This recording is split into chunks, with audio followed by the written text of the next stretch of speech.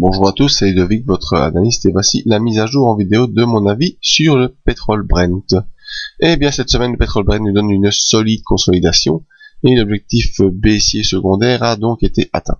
En effet, cette semaine, plutôt la semaine dernière, on clôturait sur les niveaux de 119,8$ en dessous de la M20. J'avais signalé qu'on aurait un contact avec la M20, chose qui a été faite à la date du 1er mai, et cette M20 a fortement rejeté le coup pour donner 3 grosses séances baissières continues qui ont franchi le support des 117$. Après le contact sous la M100 de jeudi, je vous ai prévenu en disant qu'on aura encore une accélération baissière qui pourrait rejoindre les 112.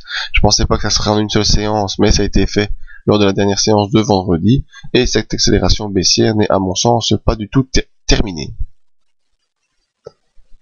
Nos indicateurs MACD, croisement haussier qui a été invalidé dès le lendemain, avec une forte accélération baissière qui se fait, un signal qui lui, vous voyez, n'a toujours pas été haussier, et c'est là où parfois je vous l'indicateur c'est dangereux. En effet, on a un croisement MACD ici le 30 avril, mais le signal reste à plat, il n'y a pas de retournement du signal, et ensuite on repoursuit derrière à la baisse, donc jouer l'indicateur c'est parfois dangereux, il faut être prudent.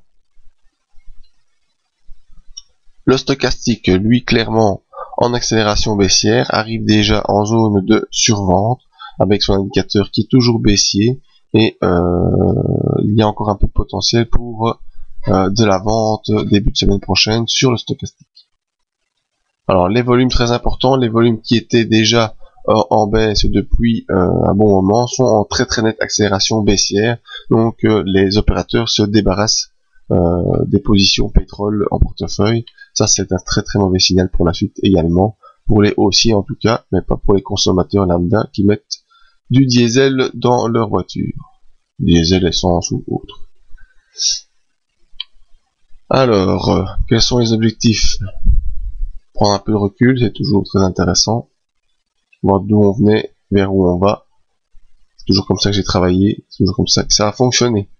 Alors on est revenu ici à la zone des 112,20 qui était la zone de résistance précédente. Donc on aura peut-être droit à un pullback réactionnel, pullback technique, donc rebond technique dès lundi, avec une petite quelques séances ici au-dessus des 112 en consolidation. Mais une accélération baissière peut se faire pour retourner jusque 101$. Ça ne sera certainement pas la semaine prochaine, mais ça pourrait se faire dans les semaines à venir, si on enfonce clairement les 112$ et qu'on vient une nouvelle fois jouer ici dans la zone 112-108. Donc il faudra vraiment rester attentif, car si on sort de ce couloir, on est sorti de ce couloir ici de latérisation, on est revenu légèrement dans ce couloir, mais on l'a rapidement traversé de haut en bas, comme on l'avait rapidement traversé de bas en haut courant du mois de février, et donc ce couloir de transition à mon avis ne gardera pas le cours très longtemps, et on pourrait revenir ici plus bas dans ce couloir compris entre 101 et 112$ pour revenir faire quelques oscillations avant de rechoisir une nouvelle direction. Donc à surveiller dès lundi, c'est cette zone des 112$, très importante. Alors je pense qu'on devrait l'enfoncer assez rapidement. En effet, on est en dehors des ventes de Bollinger qui vont s'écartant, même si la supérieure ne s'écarte pas vraiment très fort.